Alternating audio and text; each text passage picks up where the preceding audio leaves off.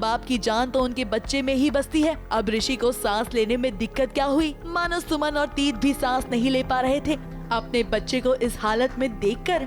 जी हाँ, बात दरअसल ऐसी है कि तीर्थ ऋषि को अचानक से परेशानी में देखकर घबरा सा जाता है और जब उसे कुछ समझ नहीं आता तो वो ऋषि को लेकर नीचे दौड़ा चला आता है।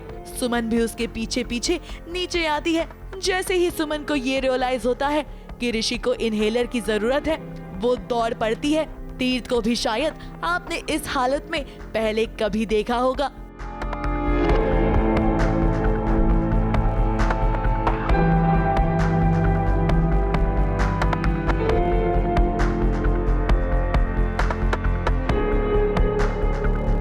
अक्सर ऐसा ही होता है कि जब गड़बड़ होती है तो सारी चीजें और भी ज्यादा गड़बड़ होने लगती है। तीर्थ और सुमन के साथ भी कुछ ऐसा ही हो रहा है। जब इनहेलर नहीं मिलता है तो तीर्थ ऋषि को फौरन हॉस्पिटल ले जाने की बात करता है और तीर्थ और सुमन उसे लेकर दौड़ पड़ते हैं हॉस्पिटल की तरफ। ये सब कुछ विक्रम देख रहा है और उसे सुमन का यूं तीर्थ के साथ इन्वॉल्व होना बिल्कुल भी पसंद नहीं आ रहा। वहीं आपको बता दें, कहानी में भूमि अपने बेटे से मिलने आई है। वो बात अलग है कि ऋषि इस बात से अनजान है कि भूमि उसकी माँ है, ना कि मौसी। अखिल भूमि को देखकर उसके पास खिंचा चला आता है ताकि वो उससे बात कर सके, अपनी गलती की माफी मांग सके। लेकिन यहाँ तो भूमि उस पर बरस पड़ी। तुम्हारे जैसा ड्रगी, बेवड़ा, लूजर रिहैब सेंटर का दोस्त हो सकता है, मेरा नहीं। बाप के पैसे उड़ाने के नए नए शौक सीख लिए क्या?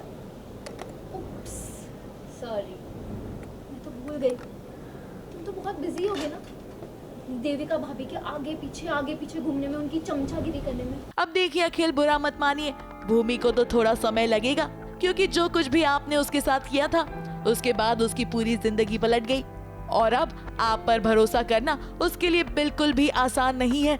वैसे कहानी में आगे ये रिवील हो सकता है कि ऋषि तीर्थ का नहीं बल्कि अखिल का बेटा है, मगर ये खुलासा कब होता है ये देखना वाकई में इंटरेस्टिंग होगा।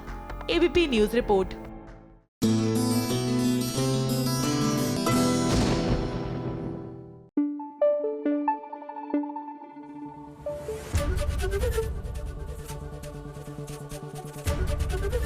एबीपी न्यूज आपको रखे आगे।